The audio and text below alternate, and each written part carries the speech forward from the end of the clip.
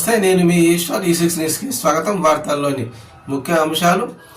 Telangana MLC ఎన్నికల్లో కాంగ్రెస్కు ఎదురుదెబ్బ తగిలింది. కరీంనగర్ ఉపాధ్యాయ ఎమ్మెల్సీ ఎన్నికల్లో బీజేపీ అభ్యర్థి మల్కా కొమురయ్య విజయం సాధించగా, నల్గొండ ఉపాధ్యాయ ఎమ్మెల్సీ ఎన్నికల్లో పీఆర్టీఎస్ అభ్యర్థి పింగిలి శ్రీపాల్ రెడ్డి విజయం సాధించారు. అయితే ఈ రెండు స్థానాల్లో కాంగ్రెస్ పార్టీ సపోర్ట్ చేసిన అభ్యర్థి మాత్రం గెలవలేదని చెబుతున్నారు.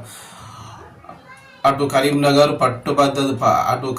పట్టభద్రుల ఎన్నికల్లో కూడా కాంగ్రెస్ పార్టీ అభ్యర్థి ఆల్ ఫోర్స్ నరేందర్ రెడ్డి కూడా ఓడిపోయే అవకాశాలు ఉన్నాయంట. ముఖ్యంగా నల్గొండ ఉపాధ్యాయ ఎమ్మెల్సీ ఎన్నికల్లో పీఆర్టీఎస్ అభ్యర్థి పింగళి శ్రీనివాసరెడ్డి విజయం సాధించిన సంగతి తెలిసింది. అయితే ఇక్కడ మూడో స్థానానికి కాంగ్రెస్ బలపరిచిన అభ్యర్థి రేవంత్ సన్నిహితుడు గాల్ రెడ్డి హర్షవర్ధన్ రెడ్డి పరిమితమయ్యారు. దీంతో కాంగ్రెస్ పార్టీ డీలా పడిపోయిందని అంటున్నారు ప్రతిపక్షాలు మేధావులు.